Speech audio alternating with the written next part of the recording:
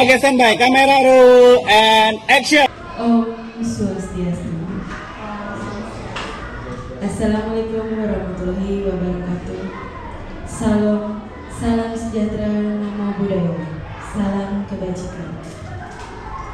Kepada yang terhormat Ibu Kepala Sekolah atau yang mewakili, kepada yang terhormat Bapak Ibu Guru SD nomor 4 Kuta serta staf dan pegawai yang kami cintai.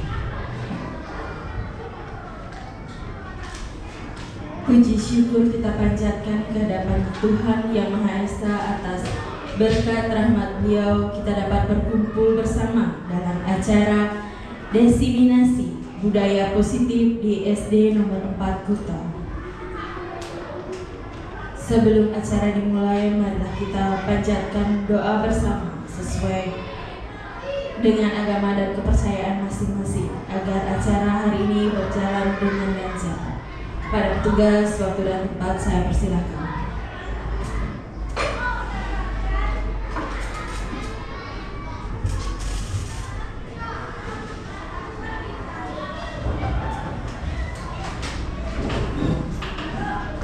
Berdoa mulai.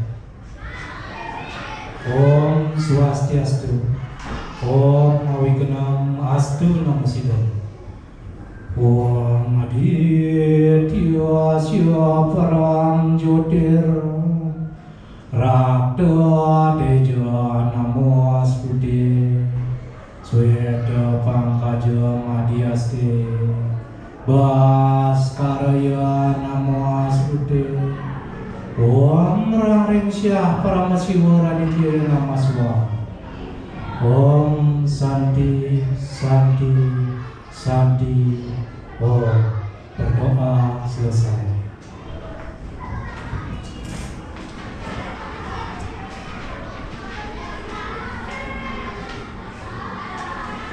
Selanjutnya menyanyikan lagu Indonesia Raya. Para peserta dipersilakan untuk berdiri.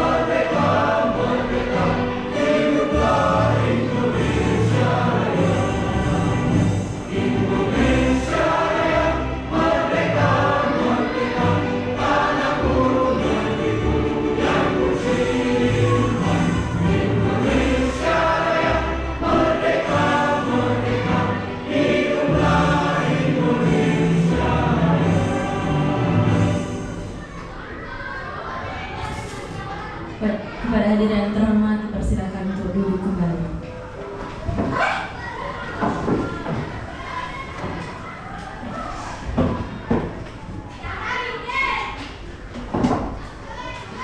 Acara selanjutnya sambutan dari kepala sekolah atau yang mewakili. Pada yang mewakili waktu dan tempat dipersilakan.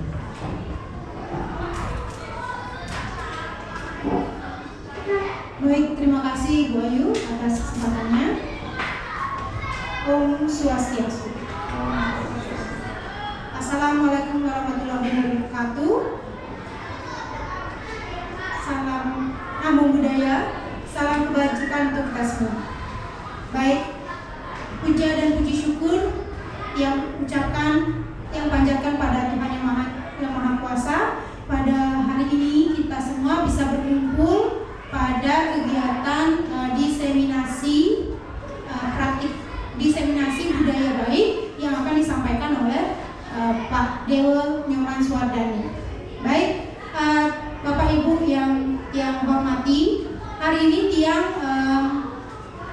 ini Bu Amreni mewakili kepala sekolah, karena kebetulan kepala sekolah hari ini sedang mengikuti kegiatan di luar sekolah. Jadi mohon dimaklumi.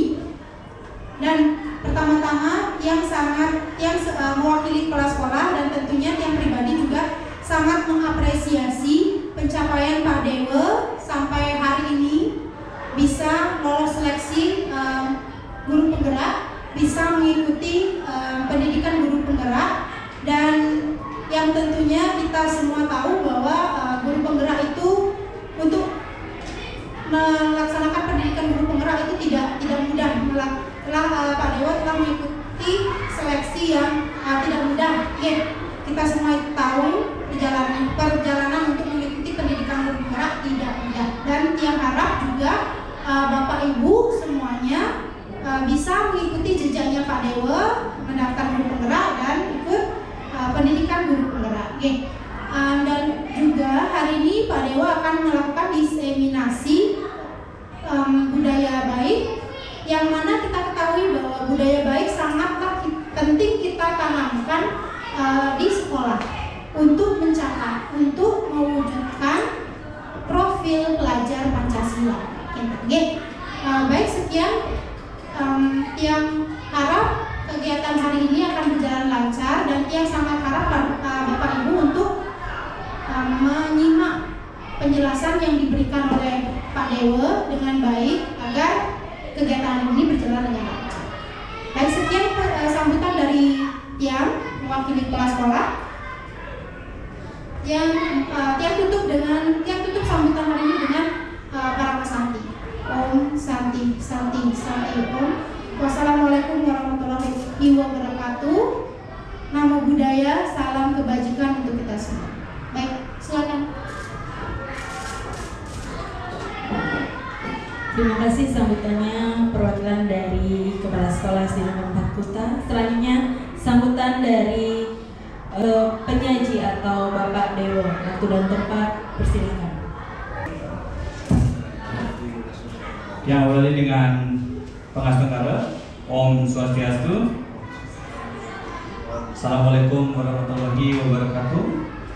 Salam Namo Buddhaya, salam kebajikan. Mohon izin Ibu Kepala Sekolah atau yang mewakili, saya berdiri untuk memperkenalkan lebih awal. Nama saya Dewa Nyoman Suwardana. Saya calon guru penggerak angkatan 7 dari Kabupaten Badung. Saya tugas di SD Nomor 4 Kuta di kelas 5. Jadi pada kesempatan yang baik ini, yang pertama saya panjatkan puja dan bersyukur kepada Tuhan Yang Maha Kuasa, Ida Sang Yang Widiwasa, karena berkat rahmatnya lah kita semua bisa berkumpul di sini dalam keadaan baik. Adapun tujuan saya melakukan pengimbasan di sini adalah penerapan teori-teori yang sudah saya dapatkan dari pendidikan guru penggerak modul 1.4 tentang aksi nyata, aksi yang sudah saya lakukan di sekolah dan sudah menjadi kewajiban dan tugas saya menyebarkan teori maupun hasil praktek saya terhadap peserta didik kepada Bapak Ibu semuanya. Mohon maaf, di sini saya sharing ya, tidak ada istilah menggurui, kita belajar bersama, kita sharing apa yang saya dapatkan akan saya sampaikan semuanya, sehingga Bapak Ibu juga mendapatkan suatu pengetahuan baru dari program Kementerian Pendidikan dan Kebudayaan. Jadi sangat antusias Kementerian dalam melakukan perbaikan pembelajaran ya, yang bertujuan atau berpihak kepada peserta didik. Sekian yang akan saya sampaikan tentang budaya positif. Nanti akan saya sampaikan lebih panjang, namun untuk mengawali sampaikan mohon Bapak dan Ibu tetap menyimak penjelasan dari saya, dan mudah-mudahan kita semua bisa mengaplikasikannya di kelas maupun di lingkungan sekolah agar tercipta budaya positif. Tentunya harapan kita bersama tercipta profil pelajar Pancasila sesuai dengan yang kita harapkan bersama-sama. Sekian sambutan dari saya Saya akhiri dengan Pranamo Santi. Om Santi, Santi, Santi Om. Wassalamualaikum warahmatullahi wabarakatuh. Salam, Namo Buddhaya, salam kebajikan. Dan saya kembalikan kepada moderator. Terima kasih. Izin dia berdiri ya. Jadi pada kesempatan yang baik ini yang akan menyampaikan tentang teori yang sudah dia dapatkan melalui pendidikan guru penggerak, yaitu diseminasi menyebarkan pemahaman dan penerapan yang sudah saya lakukan terkait dengan budaya positif di SD nomor 4 Kuta. Nah, saya sendiri sebagai penyajinya Dewo Nyoman Suwardana, calon guru penggerak angkatan 7 Kabupaten Badung. Jadi saya bertugas di SD nomor 4 Kuta mengajar di kelas 5. Adapun moto dalam mengikuti guru penggerak saya adalah sebagai guru bergerak Indonesia Maju. Minta doang tepuk tangannya. Baik, Bapak Ibu masih semangat? SD 4 Kuta? Saya. Baik, saya lanjutkan. Ya, konsep inti dari budaya positif. Ya, ada 8 bagian yang akan saya sampaikan. Namun untuk mengawali, nah di sini ada inti budaya positif. Jadi budaya positif yang ada di benak pikiran ibu bapak seperti apa? Budaya positif yang seperti apa? Ketika kita mendengar budaya positif atau ada orang lain mengatakan budaya positif, apa yang ada di benak ibu bapak? Ada yang menyampaikan argumennya? Ada saya.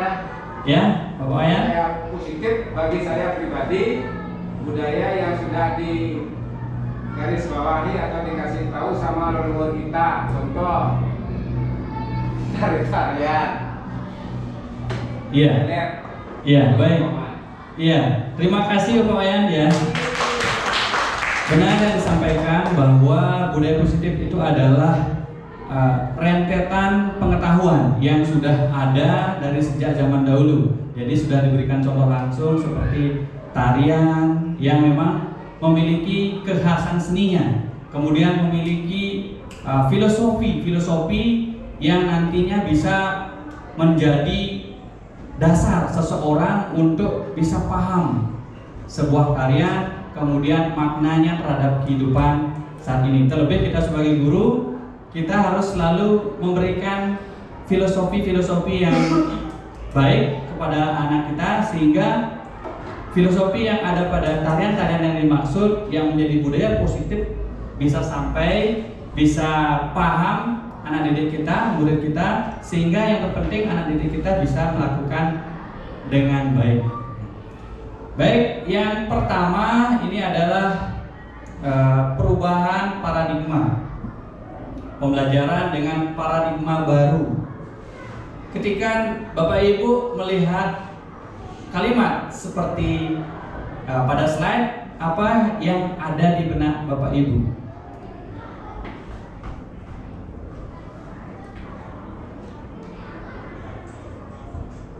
Seperti apa pembelajaran dengan paradigma baru yang sudah Bapak Ibu terapkan di kelas?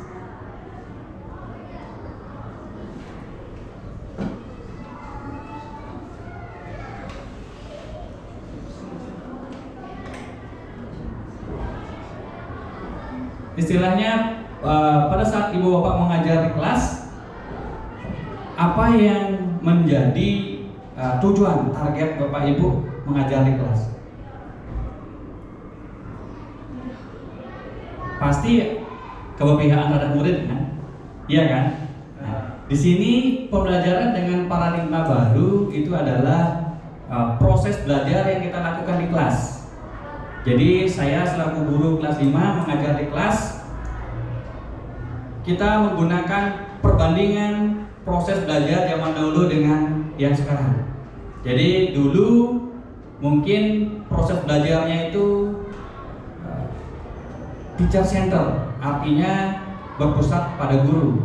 Guru yang mengemas sebuah pembelajaran, kemudian guru yang mengarahkan, bahkan sampai juga guru yang memberikan jawaban, begitu ya zaman kita dulu mengikuti pelajaran di sekolah.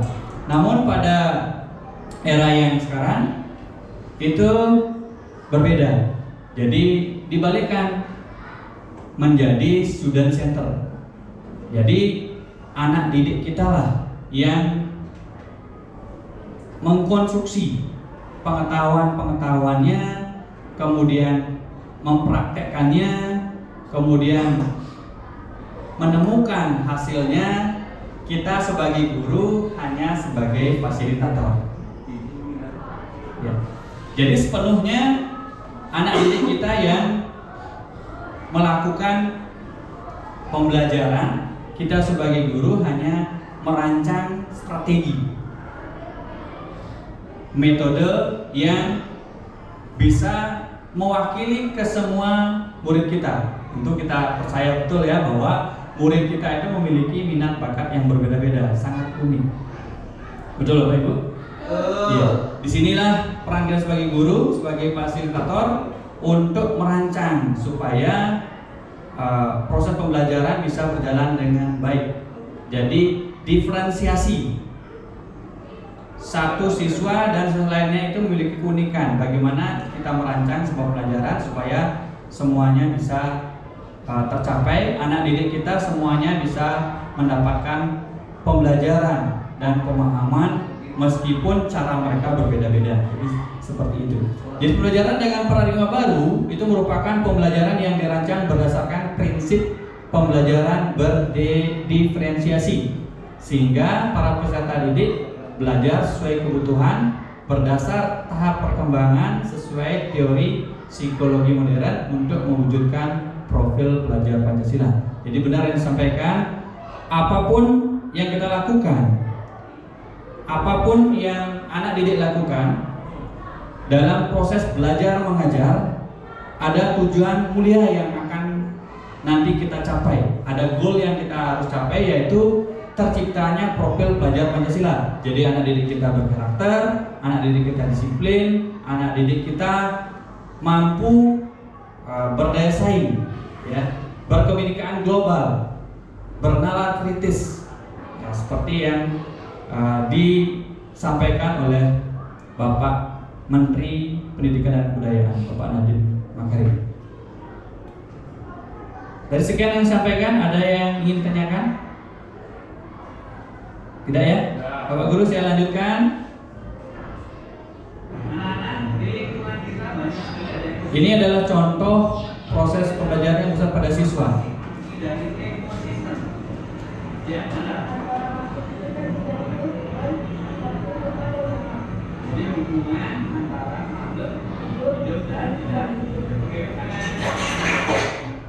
Iya, proses pembelajaran ini didominasi oleh siswa dan guru hanya sebagai fasilitator. Jadi tampak di sana bagaimana kreativitas anak didik kita secara individu maupun secara berkelompok, mereka bisa berkolaborasi dalam melakukan percobaan maupun secara individual menyampaikan dengan teman-temannya.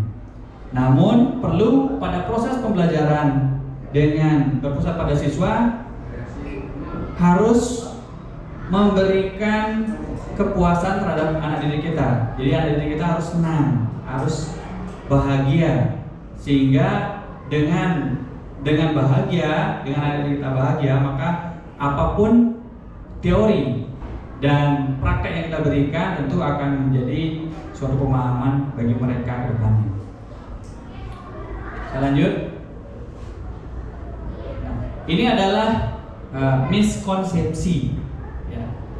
Ini barangkali pernah dialami oleh kita bersama ya, termasuk saya sendiri juga pernah mengalami ini. Namun ini adalah budaya positif yang saya dapatkan dari pendidikan guru penggerak, yaitu tentang miskonsepsi teori kontrol. Ini ditemukan oleh Dr. William Glasser Dimana yang pertama, bahwa ilusi guru mengontrol murid. Ya, pasti ibu bapak pernah beranggapan bahwa dengan kita mengontrol murid, ya, kita bisa mengubah perilakunya. Padahal sesungguhnya itu tidak bisa. Tidak bisa kita mengontrol murid. Itu hanya sebuah ilusi. Jadi ketika murid itu ada salah satu murid yang bisa kita kontrol, sebenarnya dia dalam dirinya sedang mengizinkan orang lain untuk mengontrolnya. Ya, itu tidak bisa seorang guru terus mengontrol muridnya. Itu hanya sebuah ilusi. Menurut Dr. William Glasser. Jadi umpamanya begini, anak-anak besok anak-anak tidak boleh membawa lato-lato gitu misalnya, karena itu berbahaya, mainan yang berbahaya. Jadi ketika kita ingin mengontrol anak-anak seperti itu, sebenarnya kita tidak bisa, tidak efektif, karena berkaitan dengan motivasi yang dimiliki oleh murid. Kalau murid memang pada saat kita beritahu dia akan mau, tetapi ada kemungkinan besok ada 2 hari atau 3 harinya akan dilanggar lagi. Itu kalau sifat kita mengontrol murid. Artinya motivasinya bersumber dari ekstrinsik, jadi dari luar. Kemudian yang kedua, ada ilusi bahwa semua penguatan positif efektif dan bermanfaat.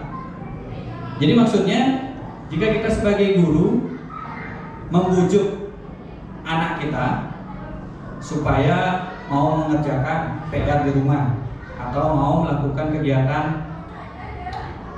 piket, ya dengan bujukan, ini pun dikatakan tidak efektif karena pada saat berhadapan langsung dengan muridnya, mungkin dia mau melakukan apa yang kita perintahkan.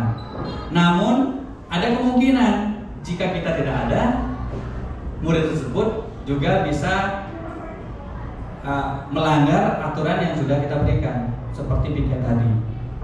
Jadi ada kesempatan mereka untuk bisa melanggar karena sifatnya adalah ekstrinsik, jadi dari orang lain, tidak muncul dari dirinya sendiri, tidak muncul dari intrinsiknya. Kemudian ilusi yang ketiga, bahwa kritik dan membuat orang merasa bersalah dapat menguatkan karakter. Nah, ini juga hal yang tidak benar, ya, bahwa dengan mengkritik membuat anak didik kita bersalah, ya, tidak akan menguatkan karakternya dalam jangka waktu panjang, malahan akan membuat siswa tersebut merasa bersalah, ya, pada identitas gagal. Dia mau melakukannya jika ada hadiah, itu contohnya. Tetapi jika tidak ada hadiah, dia tidak akan mau melakukannya. Kemudian ilusi yang terakhir adalah bahwa orang dewasa memiliki hak untuk memaksa. Ini juga tidak efektif, tidak benar, ya. Jadi Bapak Ibu di sini, saya sendiri adalah bagian dari orang dewasa yang memiliki hak untuk memaksa. Jadi apapun yang kita inginkan bisa dilakukan oleh murid-murid kita. Itu adalah hal yang salah menurut William Glasser. Ya, jadi misalkan kita menyuruh anak didik kita datang jam 7.15 sudah ada di sekolah. Ya. Kalau tidak ada jam sekian berarti ada sanksi yang akan nanti didapatkan. Nah, itu adalah orang luar yang mengontrol si murid tersebut. Nah, ada kemungkinan suatu saat nanti jika tidak ada gurunya yang mengontrol atau kakak tingkatnya yang mengontrol, kemungkinan anak didik tersebut juga bisa melakukan atau melanggar aturan yang sudah ditaati bersama. Nah, demikian, ya. Jadi miskonsepsi, ilusi-ilusi yang sebenarnya tidak efektif kita lakukan di sekolah. Ada pertanyaan sampai di sana, Bapak Ibu? Sudah, saya lanjutkan dengan, nah ini ya, ada pendidik dan juga psikolog Stephen R. Covey ya, bahwa pada saat kita memberikan kontrol kepada murid itu tidak, kalau dulu dengan stimulus respon, kalau sekarang kita harus pendekatannya dengan teori kontrol. Jadi maksudnya begini, stimulus respon itu adalah kita memberikan stimulus, jadi kita yang mengharuskan sehingga anak didik kita mau nuruti apa yang kita inginkan sebagai guru. Namun sini realitasnya kebutuhan kita sama, itu kalau stimulus ya. Stimulus menganggap bahwa kebutuhan kita sama. Tetapi kalau teori kontrol mengatakan bahwa realitas kebutuhan kita berbeda. Ya, jadi ada satu anak didik tidak bisa disamakan semua karakternya. Wah, sekarang saya mau mengajar puisi gitu. Semuanya harus bisa puisi, tidak bisa seperti itu karena realitas kebutuhannya berbeda. Ada memang anak-anak yang senang dengan puisi, kita lebih cepat mengajarinya dan lebih paham dan mereka lebih enjoy, lebih bahagia. Tetapi ada di sisi lain siswa yang memang tidak butuh pelajaran itu, tidak menyenangi pelajaran itu, tidak tertarik dengan pembuatan puisi, maka mereka akan menolaknya. Jadi hal-hal penolakan itulah yang harus kita pahami. Oh, berarti kita harus melakukan pendekatan terhadap murid tersebut. Kira-kira apa yang menjadi motivasi dirinya untuk bisa dia belajar bahagia seperti teman-temannya yang lainnya. Itu. Kemudian yang kedua, ada semua orang melihat hal yang sama. Kalau stimulus respon kita melihat semua melihat hal yang sama. Kalau teori kontrol itu setiap orang memiliki gambaran yang berbeda. Misalkan dalam bekerja kelompok, jadi dalam satu kelompok itu tentu tidak akan sama proses berpikirnya, pola berpikir anak-anak kita itu tidak akan sama. Ada yang memang senang memberikan motivasi, ada yang memang senang fokus pada pertanyaan yang mudah menjawabnya, kemudian ada yang memang terampil dalam menyampaikannya. Nah, seperti itu. Kemudian berikutnya kita mencoba mengubah orang agar berpandangan sama dengan kita. Kemudian teori kontrol menyatakan kita berusaha memahami pandangan orang lain tentang dunia. Jadi anak didik kita itu tidak bisa disamaratakan. Ya, pandangan mereka itu berbeda-beda terhadap dunia. Ada yang memang kalau dari segi cita-citanya mereka sudah beda ya, Ibu Bapak ya. Kemudian dari cara belajar juga berbeda. Nah, tentu juga pandangan-pandangan mereka dari kita juga berbeda. Kemudian berikutnya, perilaku buruk dilihat sebagai suatu kesalahan. Kemudian kalau teori kontrol, semua perilaku memiliki tujuan. Jadi kalau dulu masih menganggap kesalahan itu adalah hal yang buruk, ya. Tetapi kalau teori kontrol, semua perilaku memiliki tujuan. Jadi murid kita melakukan hal yang baik, ada tujuannya. Begitu pula murid kita melakukan hal buruk, pasti ada tujuannya. Nah, kita sebagai guru disinilah untuk bisa mendekati, menganalisa kembali kenapa murid tersebut berperilaku baik dan kenapa murid kita itu berperilaku buruk. Kemudian berikutnya adalah orang lain bisa mengontrol saya. Dulu kalau teori kontrol hanya Anda yang bisa mengontrol diri Anda. Ya, jadi murid kita itu tidak semata-mata orang lain, tidak semata-mata kita sebagai guru mampu mengontrol seluruhnya. Ya, jadi ada namanya motivasi intrinsik. Kalau motivasi intrinsiknya sudah muncul, nah itulah yang akan mengontrol dirinya. Jika motivasi intrinsiknya tidak muncul, berarti murid tersebut mengizinkan orang lain untuk mengontrol dirinya. Itu jadi. Kemudian berikutnya, teori stimulus respon, saya bisa pemaksaan ada pada saat bujukan gagal. Kemudian kalau teori kontrol, berkolaborasi dan konsensus menciptakan pilihan-pilihan baru. Nah itu ya. Jadi pada saat murid kita bujuk, kemudian saat melakukan kegagalan, nah itu hal yang tidak efektif juga. Kita harus melakukan analisa terhadap murid kita, kenapa murid kita mengalami kegagalan. Tidak bisa dipaksakan. Kemudian kalau teori kontrol, berkolaborasi dan konsensus. Jadi biarkan anak didik kita belajar bekerja sama dengan temannya, berkolaborasi, kemudian konsensus itu menyelesaikan permasalahannya, kemudian menciptakan pilihan-pilihan baru. Nah, seperti misalkan kita memberikan dia membuat mading, ya, mading yang temanya kesehatan. Jadi setiap kelompok itu akan mengkolaborasikan dengan teman kelompoknya apa yang akan mereka selesaikan, apa permasalahan apa, konsensus apa yang akan mereka selesaikan pada mading tersebut. Tidak dipaksakan. Kamu harus buat mading seperti keinginan orang lain atau keinginan dari temannya, tidak bisa. Kemudian yang terakhir, kalau stimulus respon itu model berpikirnya menang kalah. Kalau teori kontrol, model berpikirnya menang-menang. Jadi artinya ketika murid kita melakukan kesalahan, tidak semata-mata murid tersebut tidak baik, tidak bagus ya. Dan tetap pada intinya setiap pada diri kita itu memiliki kelebihan dan kekurangan, sama seperti kita sebagai guru, ada kelebihan dan kekurangan yang dimiliki. Kita harus menyadari betul. Jadi bukan menang kalah, saya baik, dia tidak baik, saya hebat, dia tidak hebat, bukan begitu. Tetapi model berpikir menang-menang.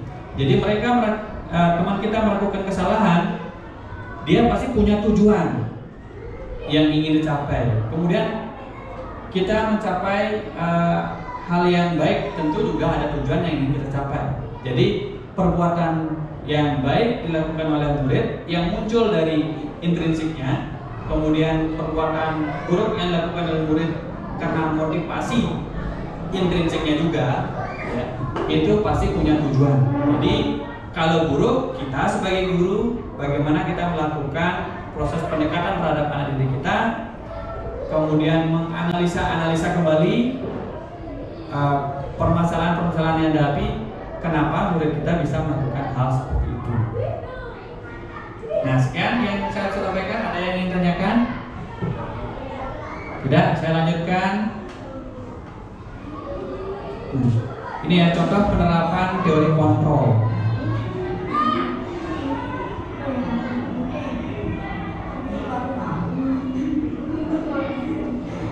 Jadi tampak satu video menayangkan murid yang sedang belajar tentang organ pernapasan. Kemudian satu video lagi menampilkan tentang aneka ragam jenis tanaman dan fungsinya serta hubungannya dengan manusia. Ya, kenapa tumbuhan itu disebut sebagai paru-paru dunia, terus apa hubungannya dengan paru-paru manusia? Nah, mereka akan saling keterkaitan. Mereka akan saling sharing bahwa fungsi dari tumbuhan itu bermanfaat terhadap paru-paru atau organ pernapasan pada manusia dan juga hewan. Seperti itu kan. Jadi saya lanjutkan. Ini ya, disiplin positif. Ya. Kalau kita mendengar disiplin positif,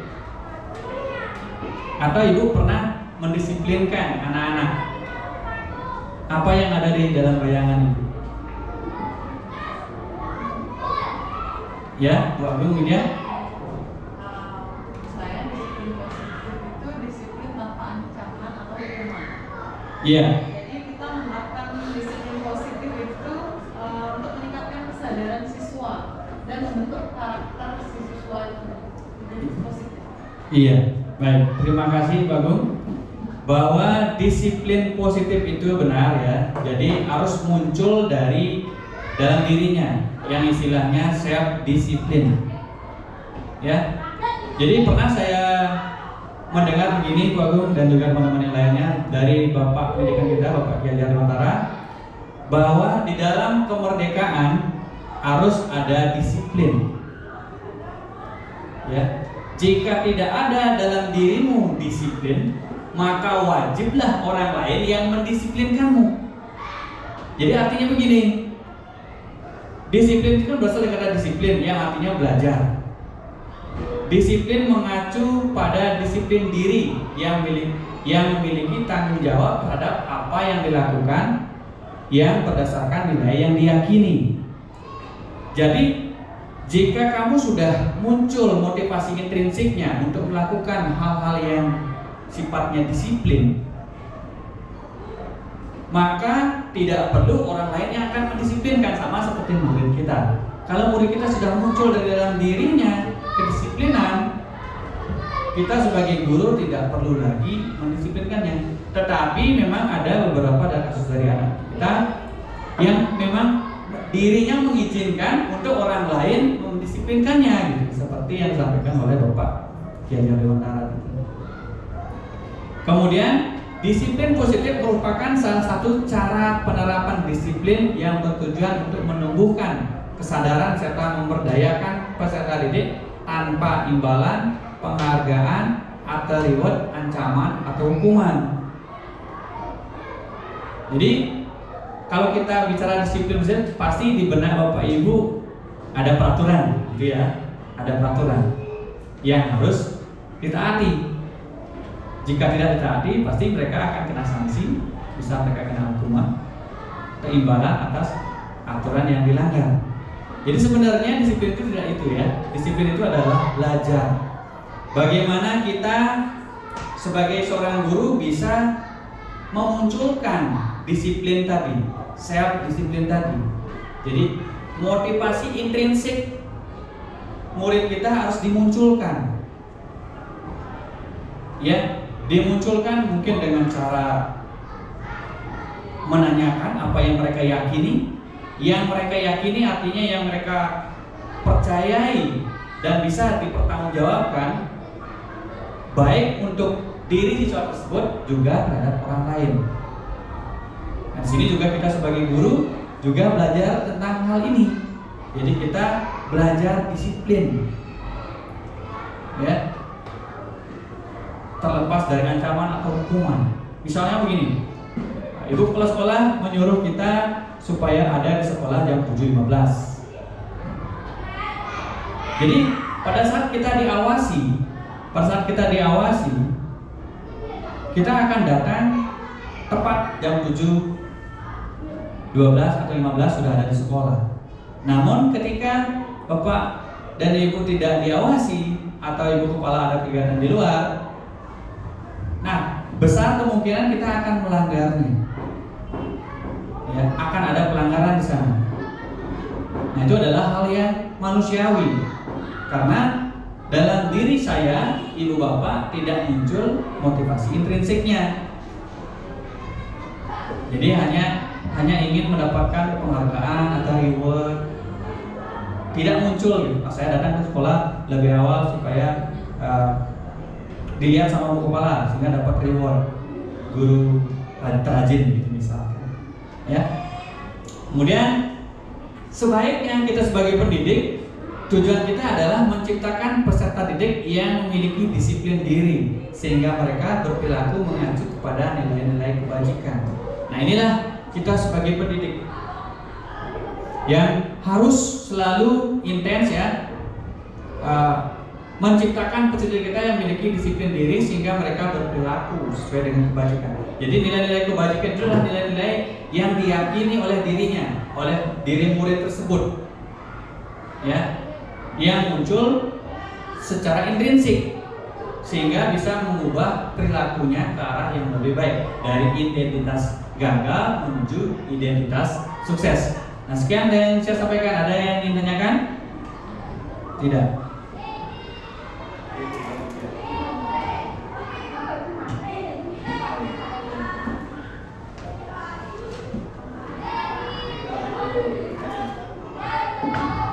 Ji, 30 menit 48 detik. Sih, baterai. 72 Bapak lihat sini. Bener nggak? Ini dia masih recording kan? Ini dia recording kan dari tadi berarti? Recording. Ya. Ya. Ini masih recording. Ini masih 1 jam 15 menit. Oke. Oh, ya, masih bisa berarti. Masih bisa lagi 30 menit. Aku timerin berapa? Tadi aku HP ku mati. Enggak apa-apa. Itu masih ya, aku takutnya baterainya masih. Oh gitu. Kalau dia mati apa tandanya? Dip-dip. Biasanya mati sendiri. Itu masih ya? Lagi berapa menit ya? Timerin. 30 menitan lagi ya?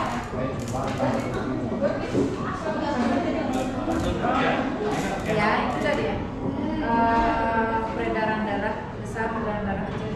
Baik Bapak Ibu, saya lanjutkan dengan slide berikutnya adalah penerapan disiplin positif yang sudah saya lakukan.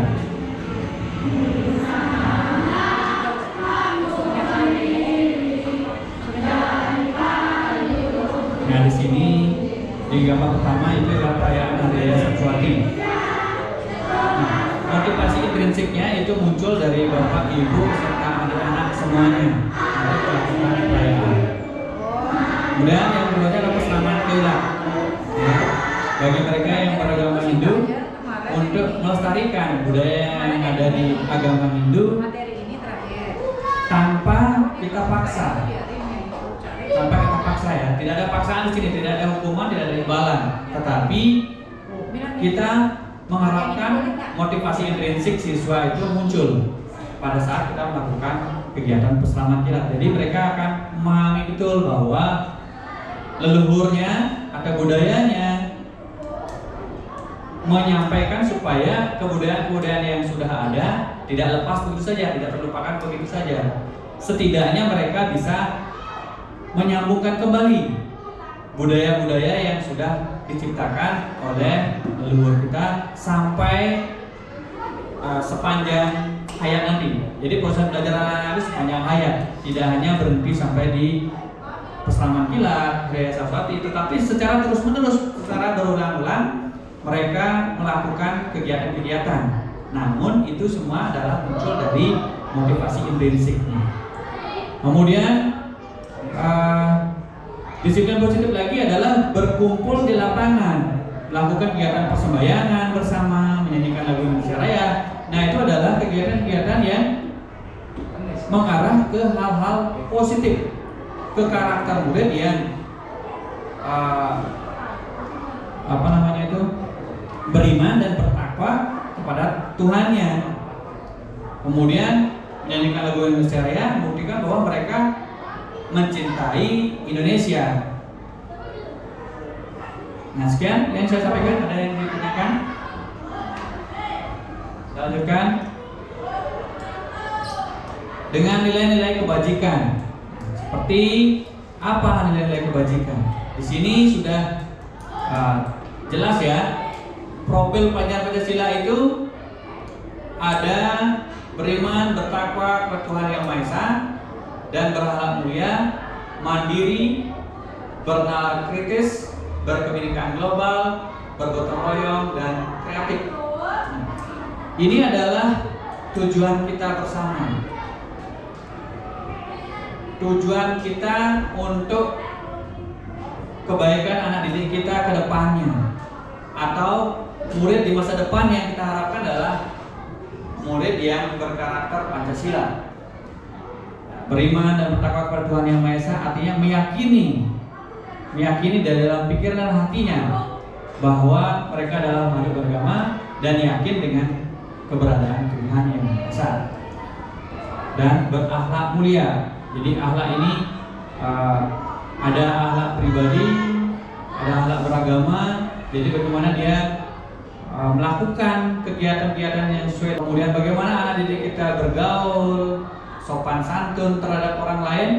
Dan di situ kaitannya dengan akhlak mulia. Nah, budaya positif ini harus terus kita kembangkan, sehingga dengan membiasakan hal seperti ini yang sudah kita setiap hari lakukan di lapangan sekolah, tentu nanti akan muncul siswa-siswa yang mandiri, kemudian bernalar kritis, berkebinekaan global. Jadi anak didik kita tidak melihat perbedaan-perbedaan. Mereka menganggap semuanya sama. Kita Indonesia, rumah kita Pancasila. Kemudian bergotong royong. Ini juga hal yang baik yang harus kita munculkan setiap saat, karena setiap manusia, setiap kita menyadari sebagai guru juga tidak bisa hidup sendiri. Kita saling ketergantungan. Pekerjaan yang kita lakukan akan cepat selesai bila kita bergotong royong, bila kita bekerja sama. Kemudian kreatif. Nah, ini adalah tujuan kita bersama, bagaimana anak didik kita kreatif. Namun lebih awal kita berikan contoh, kita sebagai guru juga harus kreatif. Kreatif dalam membuat suatu pembelajaran yang merangsang anak didik kita mau dan ikut melakukan kegiatan yang sifatnya kreatif. Kemudian tekun, ya perlu kita tanamkan ketekunan, karena pernah saya baca pada buku sejarah bahwa pekerjaan kita atau keinginan kita bisa mencapai cita-cita kita jika kita tekun. Terlepas dari orang yang tersebut pintar, cerdas, kurang pintar, kurang cerdas. Jadi modal dasarnya itu harus tekun. Ya. Cerdas ditambah tekun juga akan menjadi sebuah pengalaman untuk anak didik kita menjadi lebih baik. Kemudian dari IBO, Primary Years Program PYP, itu dikatakan bahwa nilai-nilai kebajikan itu ada toleransi, ada rasa hormat, ada integritas, mandiri, menghargai, antusias, empati, keingintahuan, kreativitas, kerjasama, percaya diri, komitmen. Toleransi di sini kita harus selalu kembangkan, harus kita dengungkan, harus kita selalu ajari kepada anak didik kita supaya mereka tidak terpecah belah. Mereka harus menyadari bahwa siapapun yang ada di dunia ini adalah ciptaan Tuhan. Kita semua adalah bersaudara. Kita semua saling memerlukan. Jangankan sesama manusia, sesama benda tidak hidup pun kita sangat memerlukan. Ya. Kemudian rasa hormat. Rasa hormat ini harus terus dikembangkan oleh anak didik kita. Bagaimana seorang anak didik bisa menghormati temannya, menghormati gurunya, menghormati orang tuanya. Nah, itu yang perlu kita selalu kita ajari. Kemudian integritas. Jadi ada anak-anak yang memang memiliki integritas. Jadi muncul integritasnya. Ketika dia mengerjakan suatu ulangan, dia memang mengerjakannya berdasarkan usaha belajar sebelumnya. Jadi tidak melakukan hal-hal yang memakai, hal-hal yang melihat atau mencontek temannya, itu hal yang tidak integritas. Kemudian mandiri tentu. Kita selalu berupaya supaya anak didik kita selalu mandiri dalam melakukan tugas-tugas, dalam melakukan perintah yang diberikan atau didapatkan dari ajaran agamanya maupun orang lain. Kemudian menghargai, ya, seorang siswa juga harus selalu menghargai temannya, orang lain, antusias, empati. Ya, berikutnya adalah keterampilan hidup, life skill. Nah, ini juga nilai-nilai kebajikan yang harus muncul pada anak didik kita, seperti dapat dipercaya. Jadi memang dia berbicara itu dengan logika, dengan logis, dengan faktanya, tidak berbohong. Kemudian lurus hati. Ada temannya yang mengajari hal yang tidak baik, dia tidak mengikuti. Tetap pada motivasi intrinsiknya bahwa dia akan melakukan jika itu baik untuk dirinya dan juga baik untuk temannya. Kemudian pendengar yang aktif. Nah, bagaimana kita berupaya anak didik kita supaya mampu menjadi pendengar yang baik. Nah, kita ketahui sebagai guru, Bapak Ibu, bahwa anak didik kita memiliki 3 gaya belajar. Apa kira-kira 3 gaya belajar itu? Ada yang sharing dengan saya? Ya, Bu Media? Ya. Kemudian Iya. dan kinestetik. Iya, tepuk tangan untuk Pak Agung. Ya, bahwa anak didik kita itu 3 gaya belajarnya, dengan cara melihat atau visual, dengan cara audio dengan mendengarkan, kemudian kinestetik dia lincah, dia harus bergerak, dia harus praktek gitu. Kalau dia nggak praktek nggak ngerti. Itu kalau kinestetik. Kemudian tidak merendahkan orang lain.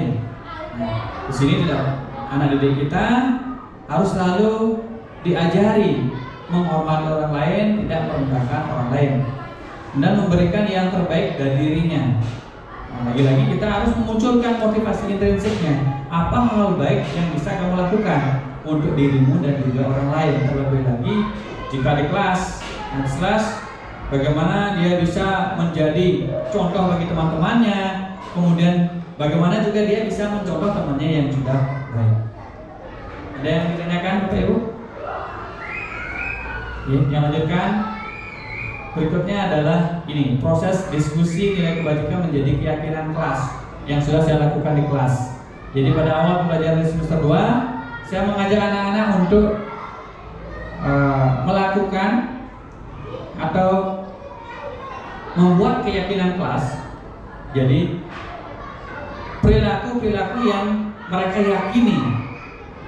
yakini baik, kemudian kita jadikan satu untuk menjadi sebuah keyakinan kelas. Jadi kalau saya tanya, keyakinan kelas dengan peraturan kelas sama apa beda Bapak Ibu? Keyakinan kelas, peraturan kelas beda ya. Terima kasih Bu ini. Beda ya, sesungguhnya beda. Jadi saya mengetahui dari pendidikan guru penggerak ada namanya keyakinan kelas. Kalau dari dulu kita ketahui adanya peraturan sekolah atau tata tertib sekolah, tata tertib kelas. Ya, kira-kira Pak Guru bisa tidak membedakan peraturan sekolah atau peraturan kelas dengan keyakinan kelas? Ya, Guru. Peraturan itu sudah ditetapkan. Ya, peraturan itu sudah ditetapkan. Gurunya yang membuat di sekolah, yang mengikat anak-anaknya di sekolah maupun di kelas. Seperti itu ya. Terus kalau keyakinan? Kalau keyakinan kelas itu salah satu disiplin positif, budaya positif di kelas itu dengan keyakinan bersama. Jadi mereka mengeluarkan pendapat dan itu kita menjadikan sebuah nilai-nilai kebaikan ke depannya yang membuat itu menjadi kesepakatan kelas. Iya, terima kasih Bapak. Jadi betul ya. Jadi keyakinan kelas itu adalah berdasarkan intrinsik, motivasi intrinsik dari murid-murid kita, ya.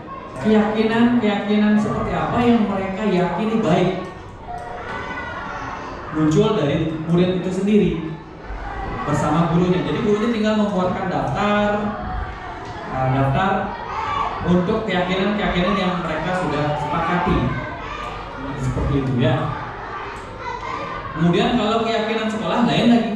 Jadi seluruh peserta siswa yang ada di sekolah membuatnya berdasarkan keyakinan yang mereka percayai, berdasarkan motivasi yang mereka yakini benar. Seperti itu ya. Jadi saya lanjutkan. Penerapan nilai kebajikan, nah seperti ini ya. Melakukan upacara bendera, yaitu adalah cinta tanah air, kemudian rasa hormat ketika murid kita bertemu dengan bapak ibu gurunya, melakukan salim, kemudian jika keluar sekolah dia meminta izin. Nah itu adalah hal-hal yang nilai-nilai kebajikan. Kemudian bersama tanpa membedakan, terlepas dari suku, agama, ras, mereka menjadi satu, ya, menjadi satu kesatuan.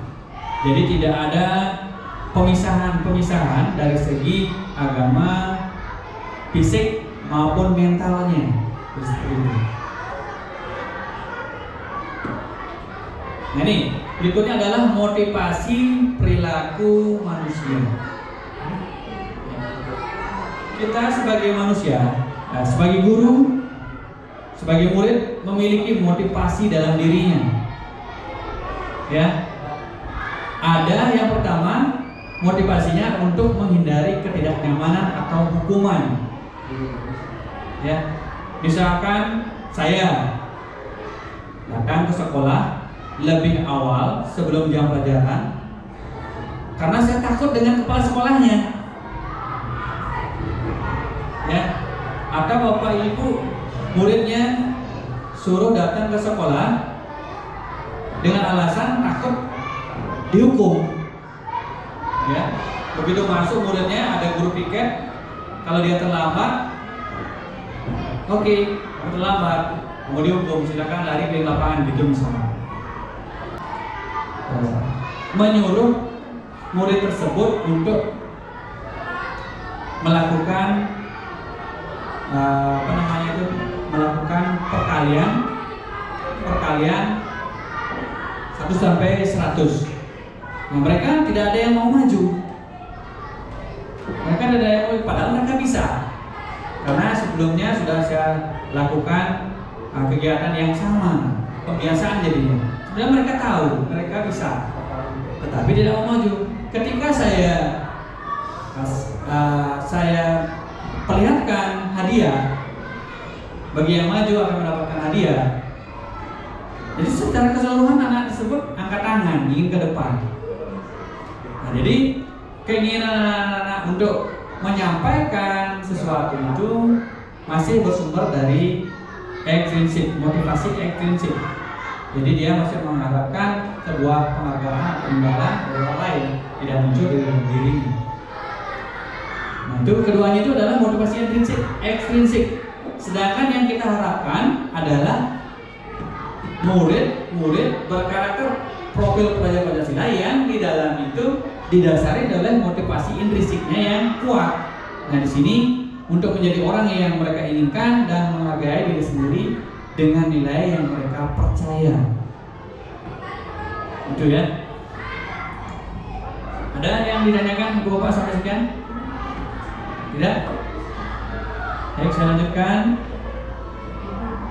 Ini refleksi Bapak Ibu yang pernah dilakukan terhadap murid. Siapa Bapak Ibu yang pernah memberikan hukuman? Ada ya? Saya juga pernah. Saya mengakui lebih dahulu yang saya pernah. Kemudian apakah efektif? Sebentar saya akan bahas ya. Kemudian konsekuensi. Adakah dari Bapak Ibu yang pernah memberikan konsekuensi terhadap anak didiknya? Ya, Bu Elin pernah. Jadi sepaham dengan saya pun pernah melakukannya. Kemudian yang ketiga ada restitusi. Nah, ini adalah hal yang baru yang saya dapatkan di guru penggerak. Saya hanya tahunya dari sana. Ada istilahnya restitusi. Nah, bagaimana ketiga-tiganya menjadi sebuah perbedaan? Kita lihat dari hukuman. Tidak terencana atau tiba-tiba. Seperti yang misalnya anak didik kita datang terlambat pada saat upacara bendera. Kemudian ada guru yang tiba-tiba mendekatinya. Nah, kamu udah lambat. Kamu diam di kelas UKS gitu misalnya. Tunggu di sana. Silakan kamu tulis kalimat bahwa kamu merasa bersalah. Jadi dia nulis dia di sana ya. Jadi itu adalah bentuk hukuman, tidak terencana, tiba-tiba. Atau misalkan Bapak guru olahraga pas memberikan penjelasan, dia lain-lain muncul dalam motivasi Bapak guru olahraga untuk memanggilnya. Kamu tidak mau memperhatikan saya pada saat memberikan penjelasan. Oke, sekarang kamu pilih lapangan. Nah, itu juga termasuk hukuman. Jadi terencana secara tiba-tiba. Jadi murid tidak tahu apa yang akan terjadi. Jadi pada saat dia dipanggil, dia tidak akan tahu apa yang akan diberikan oleh gurunya. Gurunya akan bilang apa tentang kesalahan yang dia buat, tidak akan tahu. kemudian bersifat satu arah, jadi dari guru. Kita tidak mendengarkan alasan-alasan apapun dari murid tersebut. Pokoknya kamu lari di lapangan 5 kali. Push up. Nah, saya pernah begitu. Saya suruh push up. Ya. Nah, itu adalah bentuk hukuman. Jadi berupa hukuman fisik maupun psikis. Jadi kalau push up tadi itu fisik tuh, lari keliling lapangan itu fisik. Kemudian kita suruh bersih-bersih ya. Suruh bersih-bersih, suruh menyapu, suruh mengepel, itu adalah hukuman fisik. Sedangkan hukum psikis itu adalah ke mentalnya. Ya. Misalnya kata-kata kita, kamu sudah dibilangi setiap hari untuk lebih awal datang ke sekolah, masih aja kamu datangnya terlambat. Kamu anak bodoh. Nah, kata bodoh di situ akan menyakiti mental anak secara jangka waktu panjang. Jadi dia akan terus terngiang-ngiang sampai kita pensiun.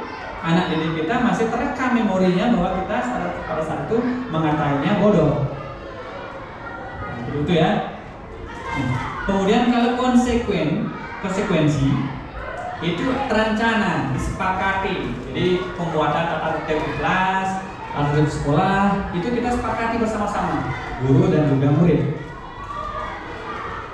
Misalkan murid harus datang ke sekolah jam 7.15, ya datang sekian. Kalau tidak datang, di bawahnya ada sanksi. Misalkan nanti bersih-bersih di halaman, atau menyapu ruang kelas, atau mengepel ruang lab, gitu misalnya. Jadi itu adalah bentuk konsekuensi.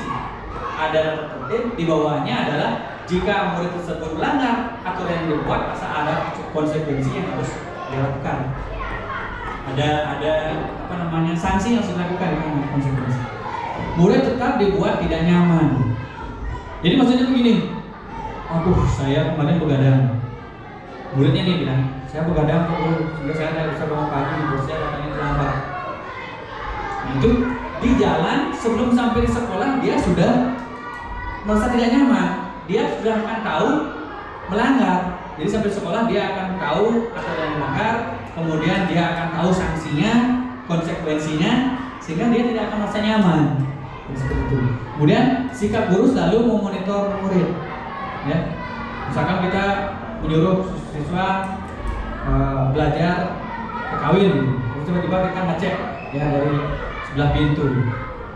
Ternyata murid tahu kita memonitornya, tahu kita mengintipnya dari kaca, dari jendela.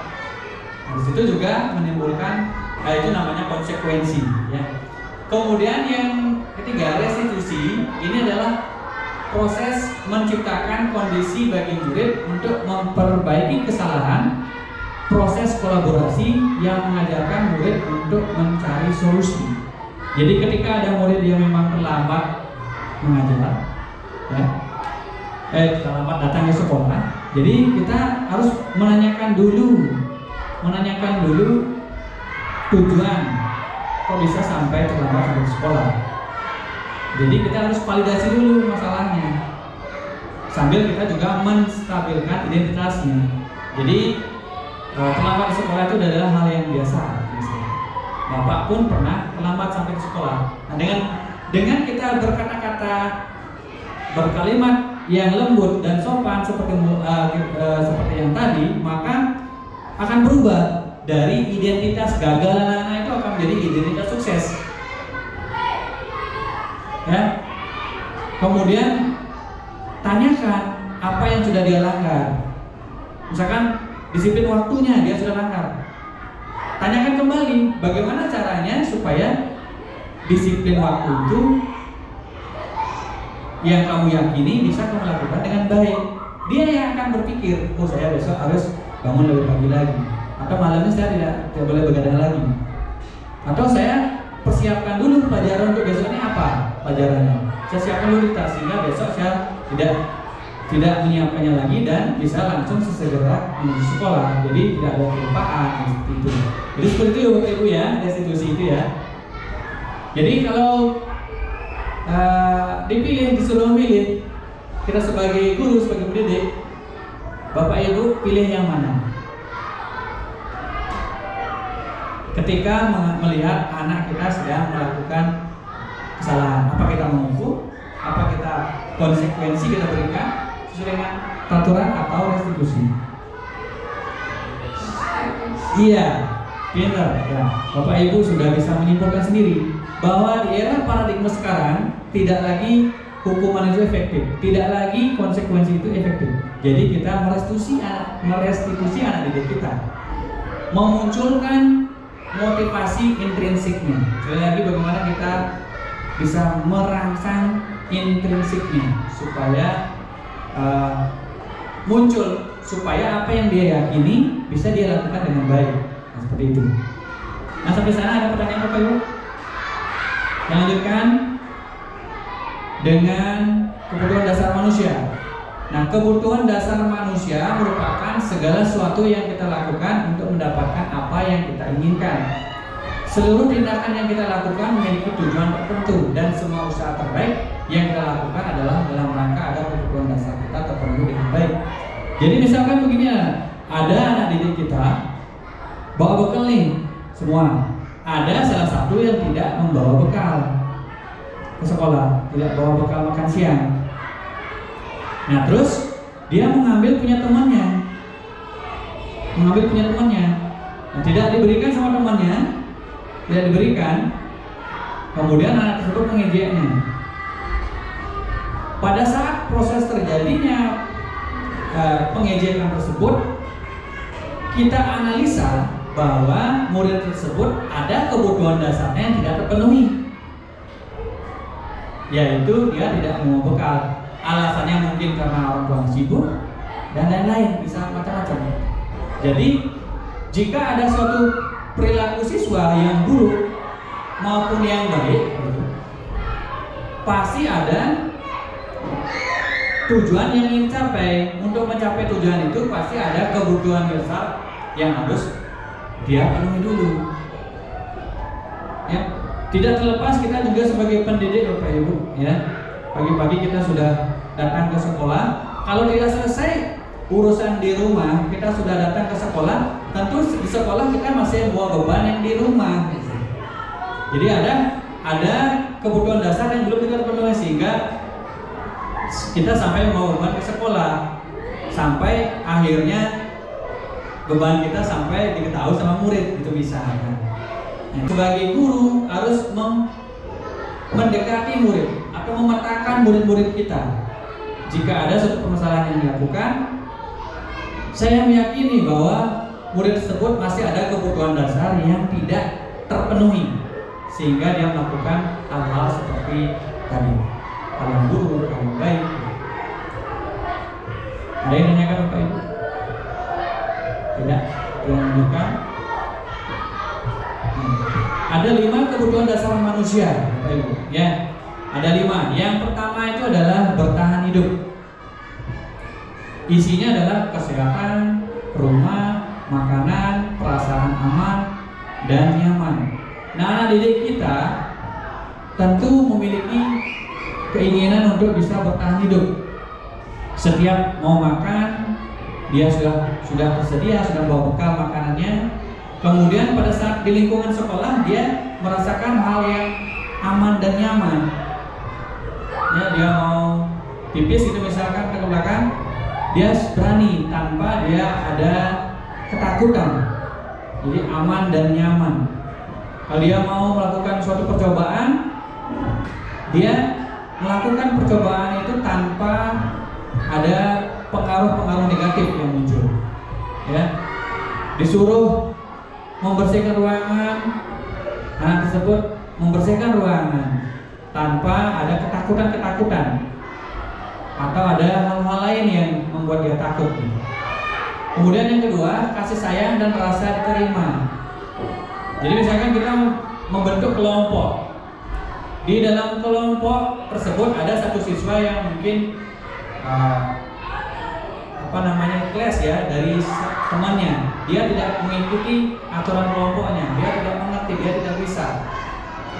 Nah, pada saat seperti itu kita tidak boleh menyalahkan anak yang satu tersebut, tetapi kita cari tahu penyebabnya, kenapa anak tersebut bisa seperti itu. Apakah kasih sayangnya yang kurang apakah tidak diterima sama teman-temannya, atau dia tidak mau bekerja sama, yang harus ada bersama dia tidak mau bersama, menjadi bagian dalam kelompok dia tidak mau, diajak bekerja kelompok datang ke rumah temannya dia tidak datang, mungkin karena orang tuanya tidak mengizinkan, bisa jadi mungkin juga karena takut jalannya jauh, jadi motivasi intrinsik dan motivasi ekstrinsiknya campur aduk, ya bisa saja jadi. Kemudian yang ketiga, penguasaan. Jadi harga diri, keinginan untuk dianggap memimpin, berprestasi, diakui dan kenal. Jadi ada murid yang memang saat kita menjelaskan angkat tangan dia, belum kita tanya dia silakan, dia ingin menyampaikan sesuatu gitu misalkan, dia ingin ke depan. Pak Guru, saya boleh ke depan, saya tahu sedikit tentang transportasi gitu misalnya. Jadi dia ingin diakui bahwa dia tuh bisa, dia tuh mampu. Kemudian kebebasan. Kebebasan ini isinya adalah mandiri, memiliki pilihan, mencoba hal baru, mampu mengendalikan arah dirinya. Nah, misalkan dalam anak didik kita, biarkan dia secara mandiri. Saya pernah melakukan percobaan, jadi saya hanya suruh anak-anak menyiapkan alat dan bahan, cara kerja, kemudian ya udah dia yang melakukan secara mandiri di kelompoknya. Kemudian kalau dia ingin mencoba hal-hal yang baru, dari bahan-bahan yang baru, dari bahan-bahan yang beda dari yang kita tentukan, ya nggak apa-apa, disilakan saja. Nah dari situ dia akan tahu bahwa reaksi-reaksi yang akan muncul dari intrinsiknya. Disuruh bawa bahan apel, kemudian dia bawanya misalkan ketela gitu, nggak apa-apa. Justru dengan membawa ketela dia akan menemukan suatu reaksi baru, apa yang akan muncul ketika saya membawa ketela, tidak membawa apel. Bukan malah dia disalahkan, harus membawa apel loh, bukan ketela. Jadi ada hal-hal yang memang unik yang akan muncul pada anak didik kita tanpa kita sadari, tanpa kita suruh-suruh, tanpa kita kontrol, karena dia hanya mengizinkan motivasinya dia saja yang keluar, tidak mengizinkan orang lain untuk mengontrol dirinya. Kemudian yang berikutnya adalah kesenangan, bermain, humor dan riset. Nah ini ya, kita sebagai guru, bagaimana kita mengajari anak didik kita di depan, tampil di depan supaya tidak menakutkan. Ya, kita supaya menjadi sesuatu yang interest bagi mereka dengan mengajak dia bermain sambil belajar ya tentunya. Bermain sambil belajar, jadi permainan yang memang ada kandungan belajarnya. Kemudian di sela-sela waktu kita ajak dia bercanda, ya, humor.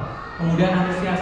Biasanya supaya anak didik kita antusias seperti saya, sesekali saya selingi break dengan anak kita untuk bernyanyi gitu ya. Jadi dia akan tertawa lepas. Ketika ada salah satu teman yang bernyanyi, dia akan tertawa. Kita juga harus mengikuti tertawa mereka. Nah, itu adalah kebutuhan dasar manusia. Nah, sampai sana ada yang ingin ditanyakan, Bapak Ibu? Baik, jika tidak dilanjutkan dengan 5 posisi kontrol sebagai guru. Ya, saya ingin tanya, Bapak Ibu pernah tidak melakukan hal yang saya tampilkan? Melakukan kegiatan menghukum, menjerat telinga mulut, membuat pembuat merasa bersalah. Ya, jadi rasa bersalah itu digelontorkan pada murid itu saja, gitu. Padahal dia melakukannya berjemaah atau berkelompok. Banyak orang yang melakukan, banyak murid yang melakukan, tetapi hanya satu yang menjadi korban, kemudian dijadikan membuat bersalah. Dia dianggap dia harus paling bersalah. Kemudian teman, nah, kita memperlakukan murid kita sebagai teman. Kemudian pemantau, ya kita selalu memantau anak didik kita, apalagi zaman tadi sekarang dengan CCTV atau dengan diam-diam menatap dari belakang sekolah, dari balik jendela, dari balik pintu. Kemudian kita berlaku selaku manajer. Kalau Bapak Ibu yang mana? Apa semuanya pernah dilakukan? Apa urutan 1, 2, 3, 4? Iya, 3-4. Jadi kalau saya jujur saja sebelum belajar di guru penggerak 1 sampai 4 itu sama ya Pak Guru ya. 1 sampai 4 itu pernah kita lakukan. Karena kita belum tahu yang namanya manajer. Jadi saya semua aja. Iya. Iya sama, kita sama Pak Guru. Bapak Wayan kita sejalan ya, sejalan. Karena kita sebagai pendidik tentu kita selalu sharing. Dan permasalahan yang kita hadapi pun mirip-mirip gitu, jadi mirip-mirip. Namun kita di sini bagusnya kita sebagai guru, kemudian situasi lingkungan sekolah kita ini berkolaborasi. Oh ya, bagus kita berkolaborasi. Jadi apa permasalahan yang kita hadapi kita ngomong sama teman, belak-belakan, apalagi masalah murid, masalah intern kita sebagai guru. Nah itu adalah bentuk kita berkolaborasi, bentuk kita sharing pengetahuan, sharing sikap, sharing keterampilan. Tujuannya adalah apa? Yaitu tadi memunculkan motivasi intrinsik kita sebagai pendidik, sebagai guru, dan juga anak didik kita. Gitu. Nah ini ada kasus ya, penerapan 5 posisi kontrol. Jadi ada kasus begini, siswa tidak menggunakan atribut lengkap saat mengikuti upacara bendera. Jadi ada kata-kata yang dikeluarkan, misalkan saya hormat pada bendera selama 1 jam karena kamu sudah tidak lengkap menggunakan atribut. Itu misalnya. Kalau begitu kata-kata kita terhadap murid, kita adalah sebagai penghukum, kita guru sebagai penghukum di situ tempatnya. Ya, misalkan kamu sudah tidak datang tepat waktu, bersihkan kelasnya, bersihkan WC-nya, menyapu di halaman. Itu adalah untuk kita sebagai pendidik yang menghukum. Jadi datangnya tiba-tiba, siswa nggak akan tahu apa yang akan diterimanya, hukuman apa yang akan diterima. Kemudian yang kedua, begini, berapa kali ibu harus memberitahu kamu? Selalu saja mengecewakan ibu. Kalau kata-katanya seperti itu, jadi kita menempatkan permasalahan, kesalahan itu pada anak didik kita. Ya kan? Berapa kali Bapak harus memberitahu kamu? Kamu selalu saja mengecewakan Bapak. Berarti? Secara umum biasanya. Iya. Jadi ini kita lakukan, benar-benar kita pernah lakukan sebelum. Kalau saya sebelum melakukan kegiatan guru penggerak seringkali melakukan ini. Jadi ini namanya pembuat merasa bersalah. Terus berikutnya,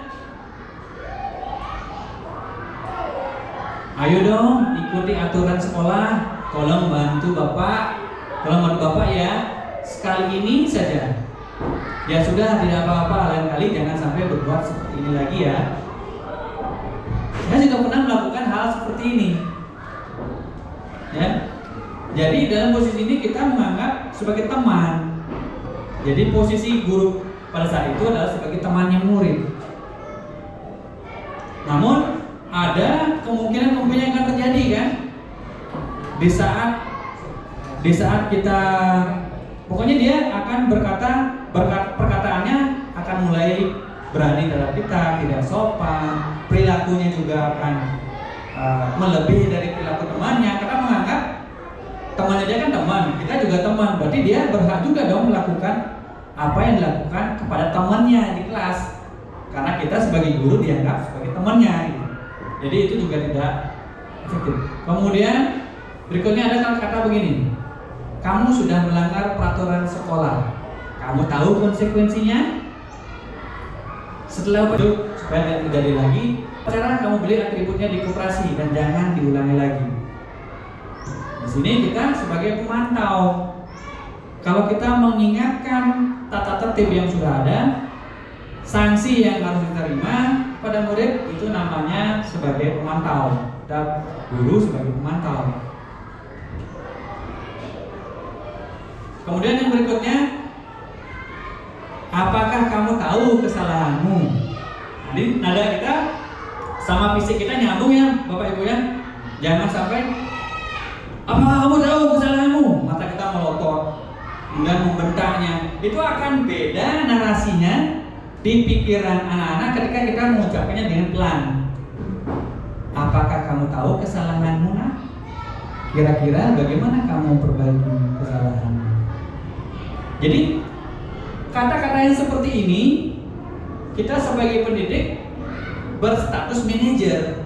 Kita yang memilih murid kita pertama dari identitas gagal. Kita harus menstabilkan identitasnya dengan cara mengakui kesalahan itu pernah dilakukan oleh dia, oleh murid kita, pernah dilakukan oleh orang lain. Boleh juga kita sebagai guru pernah juga melakukan itu pada saat masih menjadi murid. Jadi di situ murid kita tidak langsung stuck pikirannya, langsung stres ya. Tetapi dia akan memahami bahwa setiap manusia pernah melakukan sebuah kesalahan.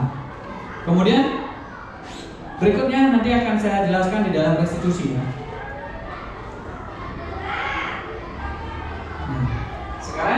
Sekarang Bapak Ibu saya ingin tanya sekarang, posisi kontrol apakah aku? Misalkan kata-katanya begini, saya kecewa sekali dengan kamu.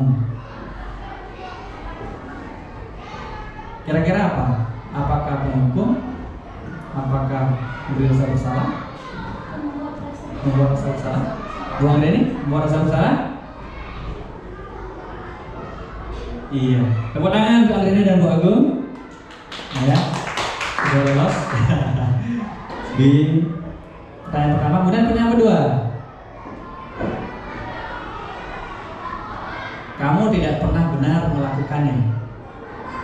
Kamu tidak pernah benar melakukannya.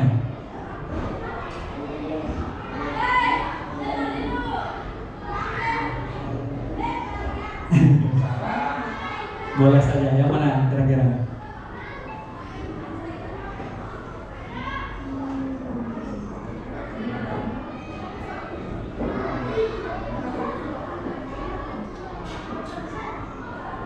Cek. Iya, sebagai penghukum ya. Jadi itu benar disampaikan oleh Bu Elin dulu ya tadi ya, bisik-bisik penghukum gitu. Kemudian berikutnya, apa rencanamu untuk menyelesaikan masalah ini? Apa rencanamu untuk menyelesaikan masalah ini?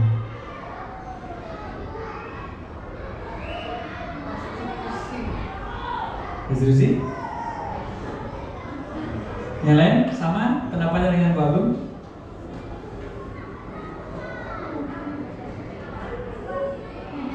Iya, ini sebagai manajer ya. Apa rencanamu untuk menyelesaikan masalah ini?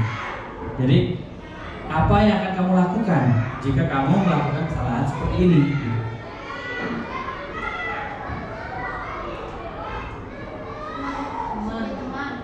Iya, betul ya. Sebagai kamu tidak akan pernah mendapatkan nilai jika tidak mengerjakan tugas. Ada konsekuensinya.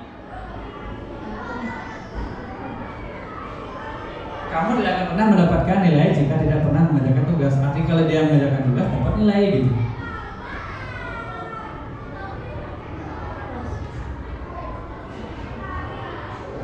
Jadi sebagai pemantau ya. Kalau ada konsekuensi dia pemantau. Ada yang ingin ditanyakan? Baik, yang lanjut dengan keyakinan kelas.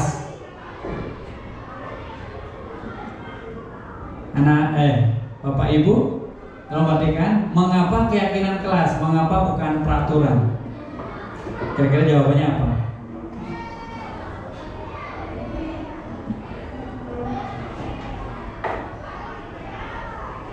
Kalau perbedaannya Bapak Ibu sudah tahu, sudah di awal tadi menjawab. Sekarang mengapa keyakinan kelas? Mengapa bukan peraturan? Ya, boleh. Karena kalau peraturan pasti ada sanksinya. Sudah ditetapkan oleh sekolah, oleh seluruh warga sekolah, dan ada hukuman atau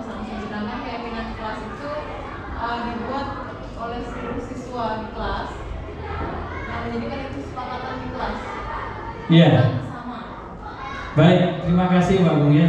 Jadi benar bahwa keyakinan kelas itu memang dibentuk berdasarkan keyakinan anak didik kita di kelas. Tentu ini tidak akan sama. Di kelas 1 keyakinan seperti apa, di kelas 6 keyakinan seperti apa, itu akan berbeda. Tergantung dari hal-hal baik yang diyakini, dipercaya oleh anak didik kita di kelas tersebut. Kemudian kalau peraturan, ada peraturan sekolah tentu dibuat oleh sekolah, peraturan kelas tentu dibuat oleh kelas. Di sini dominasinya adalah guru yang buat peraturan dan ada sanksi.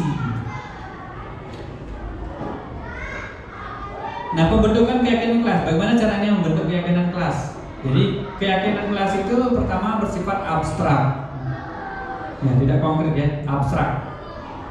Jadi murid kita melakukan pembiasaan tentang profil pelajar Pancasila.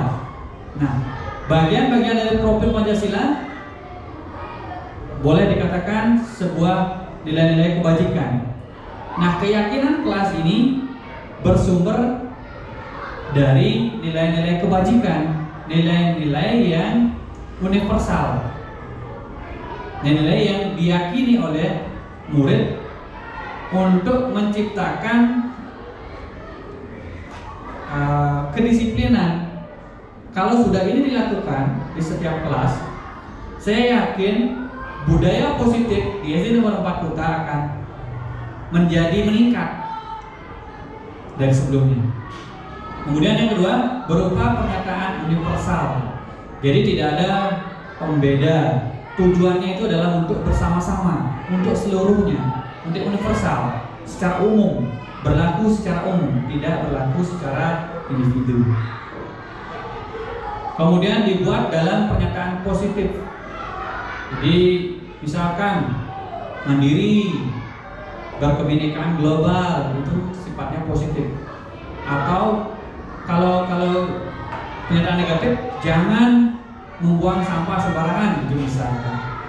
Jangan ribut di kelas, kata jangan tersebut mengartikan pernyataan negatif. Jadi yang kita buat adalah pernyataan positifnya. Pernyataan positif yang diyakini oleh anak didik kita, karena keyakinan kelas.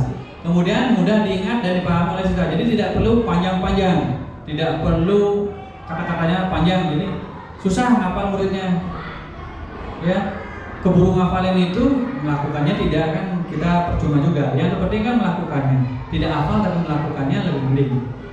Kemudian sesuai dengan kondisi kelas. Jadi yang saya sampaikan tadi adalah masing-masing kelas itu memiliki keyakinan yang berbeda-beda.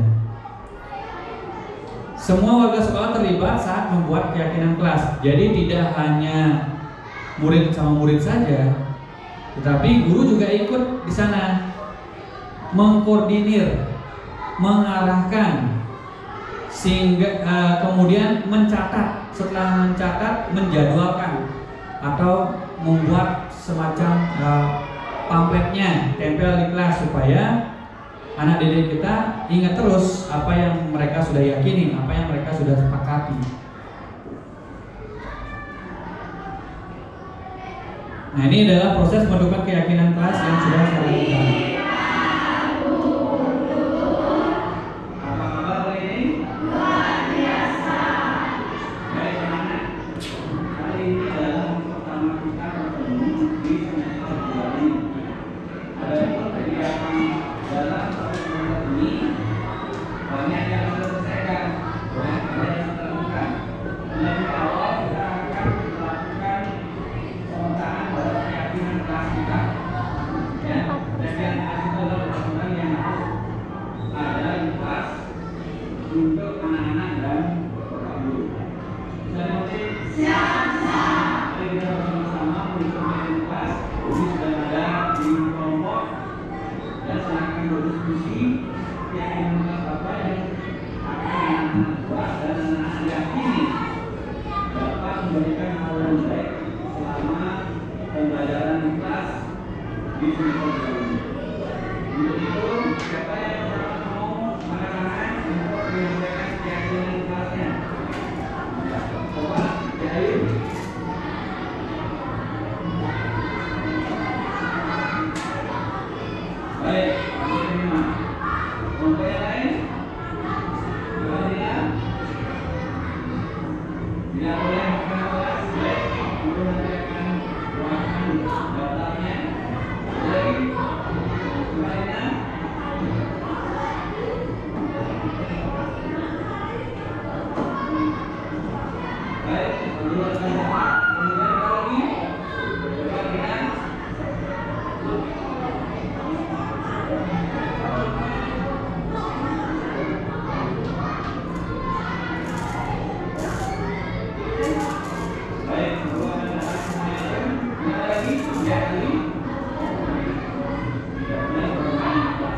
Ya, jadi itulah kegiatan kelas.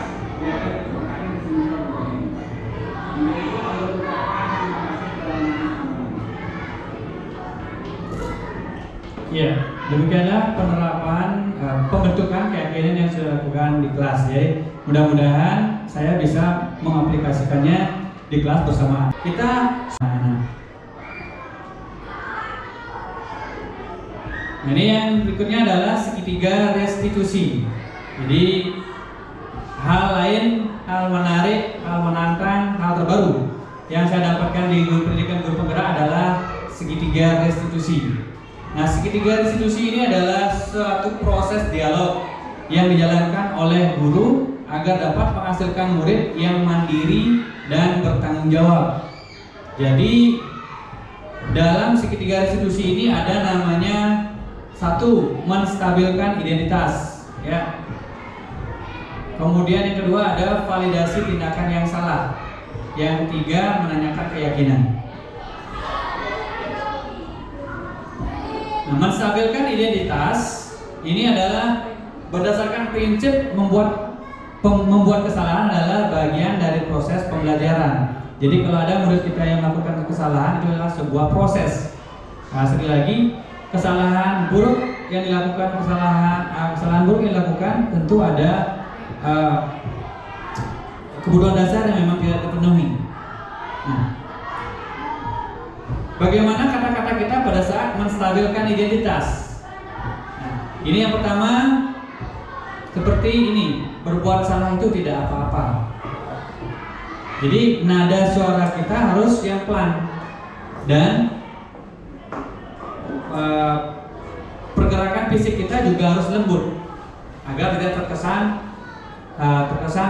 keras gitu ya. Kemudian galak. Yang kedua, tidak ada manusia yang sempurna.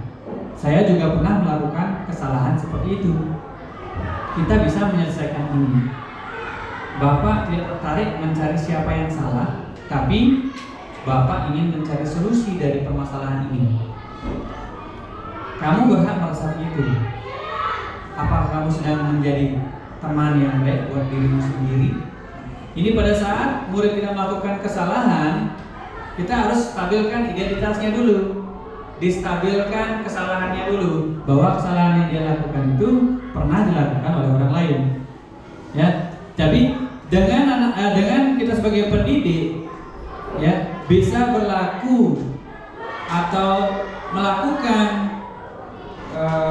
penyelesaian permasalahan anak dengan kata-kata yang seperti itu, maka akan otomatis mengubah identitas anak dari orang yang gagal karena melakukan kesalahan menjadi orang yang sukses. Ya, tidak apa-apa. Bapak dulu waktu masih sekolah dasar juga pernah melakukan kesalahan seperti itu. Nah, dengan berkata seperti itu, anak didik kita akan menjadi stabil. Tidak akan menjadi sesuatu yang hal buruk dalam hidupnya, tidak. Tetapi kesalahan itu menganggap adalah suatu hal yang wajar, dan setiap orang pernah melakukan kesalahan. Yang kedua ada validasi tindakan yang salah. Ya. Setiap perilaku yang dilakukan oleh anak didik kita, siswa kita, yang menyimpang, yang di luar ketentuan yang kita berikan, tentu ada kebutuhan dasar yang tidak terpenuhi. Nah, sekarang kita akan memberikan penguatan dengan kata-kata, misalkan, padahal kamu bisa melakukan yang lebih buruk dan ini ya. Kamu pasti punya alasan mengapa melakukan hal itu.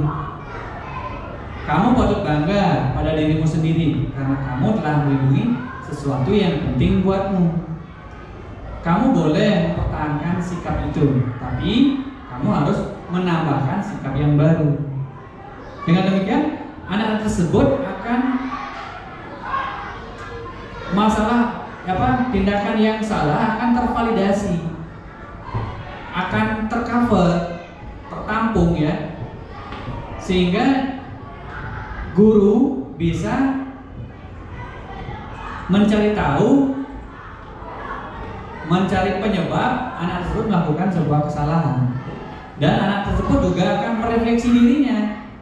apakah yang lakukan itu salah dan kenapa dia melakukan itu, dia akan mengetahui alasan-alasannya.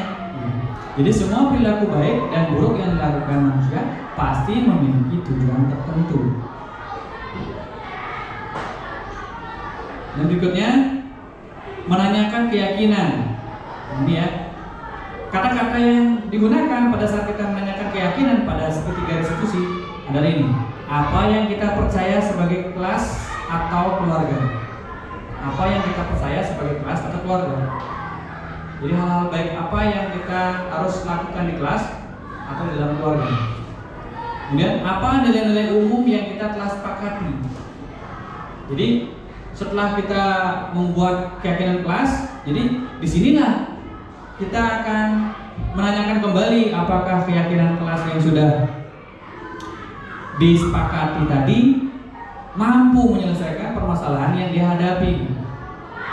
Apa bayangan kita tentang kelas yang ideal? Kamu mau jadi orang yang seperti apa? Itu ya. Keyakinan apa yang sudah kita sepakati? Kalau kamu melakukan ini, apa tindakan selanjutnya yang akan kamu lakukan? Seperti itu. Nah, itu pada dasarnya, berdasarkan prinsip teori kontrol, pada dasarnya kita termotivasi secara intrinsik. Jadi guru bertanya dengan kalimat itu bukan memberikan jawaban, bukan langsung memberikan jawaban, tapi berikan kepada anak didik kita supaya mengkonsumsi sendiri pertanyaan itu sehingga keluar dari motivasi intrinsiknya, sehingga dia menyadari betul apa yang dia lakukan itu adalah sebuah kesalahan, dan dia tahu betul bahwa setiap manusia bisa melakukan kesalahan, dan dia tahu betul keyakinan apa yang sudah dia langgar, dan dia tahu betul cara menyelesaikannya. Ini yang harus kita ajarkan pada peserta didik kita. Makanya paradigma pelajar kita sekarang berubah haluan dari teacher center ke student center. Jadi apapun yang kita lakukan sebagai guru, apapun yang kita rencanakan, apapun yang kita lakukan, tujuannya adalah untuk kepentingan murid. Ya, semuanya itu adalah tujuannya untuk kepentingan murid. Makanya paradigma belajar kita adalah student center. Jadi benar-benar siswa yang diberikan keleluasaan untuk mengolah ya, pengetahuan yang dia sudah terima untuk diaplikasikan, untuk dia pertanggungjawabkan. Jadi membentuk anak yang berkarakter, jujur, serta mampu mempertanggungjawabkan apa yang sudah disepakati atau diyakini benar. Nah, ini contoh penerapan segitiga restitusi yang sudah saya lakukan di sekolah.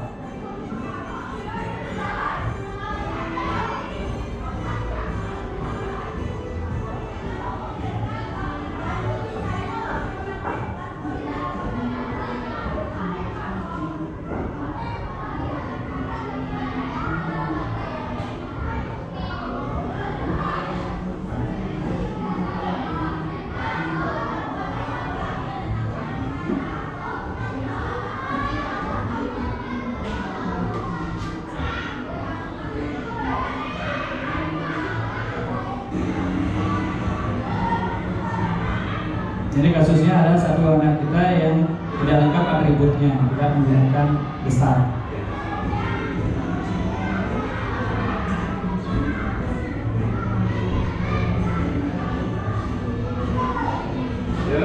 Kamu tidak menggunakan besar atau dalam tas ya? Oh, tidak apa-apa. Kesalahan yang kamu lakukan kamu itu pasti ingat hari Kamis yang lalu juga ada bapakmu yang lupa. Belum, kamu ingin tahu keyakinan sekolah yang benar yang tidak sesuai dengan prinsipmu ini.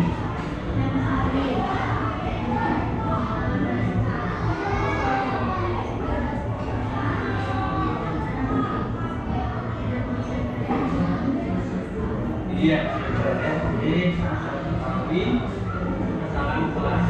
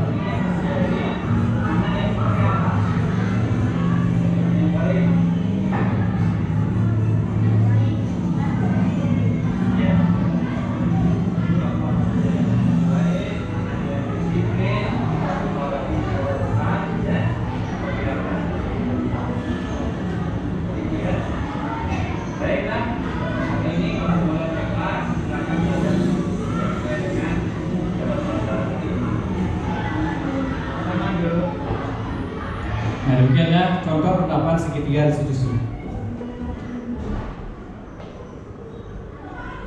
Ya. Sebelum menutup dari apa yang saya sampaikan tadi tentang budaya positif di SD nomor 4 Kuta, apa yang sudah saya rencanakan, apa yang sudah saya lakukan, dan apa yang sudah saya jelaskan pada hari ini, mungkin ada hal-hal yang ingin ditanyakan, atau ada hal-hal yang ingin ditambahkan, atau ada hal-hal yang ingin dikritik. Jadi kesempatan saya serahkan kepada Bapak Ibu.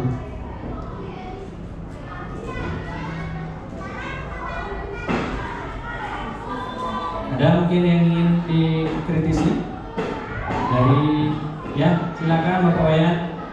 Apa yang dibahas tadi sama Bapak semua dari start awal sampai penutup, jadinya saya sebagai pendidik atau guru merasa bersalah karena baru hari ini saya dapatkan jawaban seperti yang dipaparkan tadi, caranya menyalahkan anak didik, caranya menghukum anak didik, apalagi memvonis anak didik di depan temannya orang banyak, gitu aja. Baik, terima kasih Bapak Wayan ya atas masukannya. Jadi itu juga menjadi masukan bagi saya. Sama ya, yang disampaikan oleh Bapak Wayan itu hal yang sama yang saya juga rasakan. Jadi sebelum pendidikan guru penggerak ini banyak hal-hal kekeliruan barangkali ya. Bukan salah, tapi agak keliru sedikit dengan paradigma yang baru. Karena paradigma yang baru tentu kita harus mengubah pola didik kita yang baru juga. Nah, dalam hal ini mari saya mengajak Bapak Ibu ya, Pak Wayan untuk berubah dikit demi sedikit ya. Tidak bisa sekarang semuanya berubah hal yang wajar. Saya juga tidak bisa spontanitas langsung berubah, tapi mari bersama-sama dengan apa yang saya dapatkan di pendidikan guru penggerak itu menjadi hal yang berguna, bermakna bagi ibu bapak dalam mendidik anak didik kita. Tentunya keberpihakan kita terhadap anak didik untuk menciptakan masa depan anak didik kita sesuai harapan kita, yaitu profil pelajar Pancasila yang berkarakter, bermoral, mandiri, bertanggung jawab sesuai dengan standar pendidikan nasional. Ada mungkin yang lain?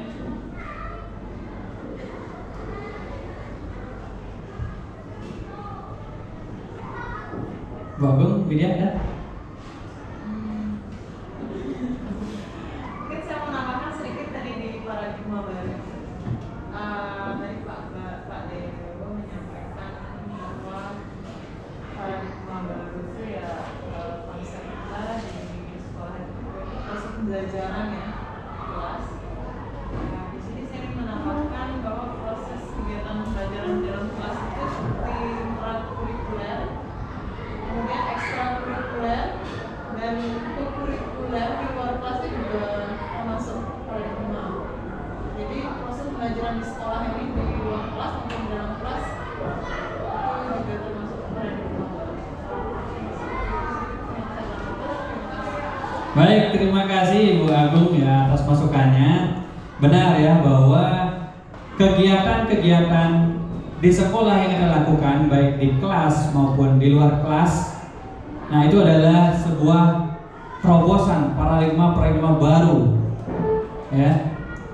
Jadi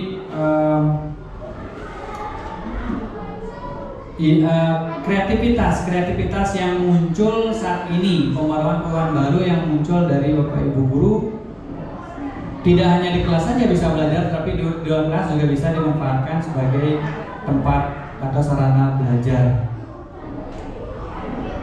Kemudian ada lagi yang lain yang ingin tanyakan? Jika tidak ada yang ingin tanyakan, saya sangat berterima kasih ya. Bersyukur hari ini cuaca bagus, kemudian teman-teman guru semua hadir. Tidak lupa saya ucapkan terima kasih yang setinggi-tingginya. Saya mengapresiasi kepada Bapak Ibu guru yang sudah ikut seleksi guru penggerak, mudah-mudahan bisa lolos. Mudah-mudahan semakin banyak guru-guru yang memiliki paradigma baru dalam melakukan proses pembelajaran, sehingga minat dan bakat yang dimiliki anak didik kita bisa terarah dengan baik.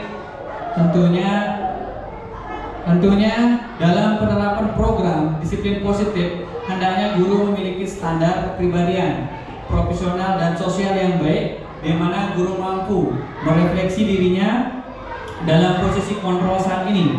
Bagaimana perjalanan dirinya sebagai among, ya, sebagai manajer tadi, yang menuntun murid-muridnya menjadi insan yang mandiri, merdeka dan bertanggung jawab sesuai dengan standar nasional pendidikan.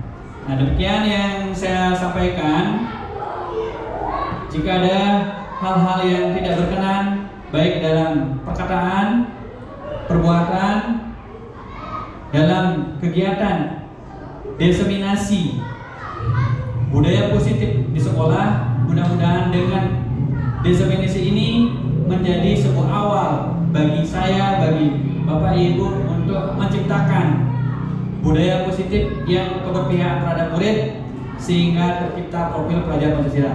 Dan akhir kata saya tutup dengan Pramo Santi, Om Santi, Santi, Santi Om.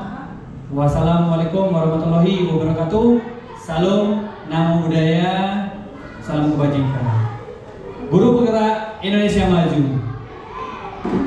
SD 4 Kota. Oh, terima kasih. Bahagia, demikianlah sudah kita dengarkan bersama-sama bagaimana kita bisa membudayakan budaya yang positif di SD nomor 4 Kuta, agar kita bisa menciptakan siswa-siswa yang berkarakter, siswa-siswa yang berpotensi tinggi untuk meningkatkan pendidikan di SD nomor 4 Kuta. Bapak Ibu, saya akhiri acara hari ini dengan mengucapkan Om Santi, Santi, Santi Om. Assalamualaikum warahmatullahi wabarakatuh. Salam sejahtera, salam kebajikan.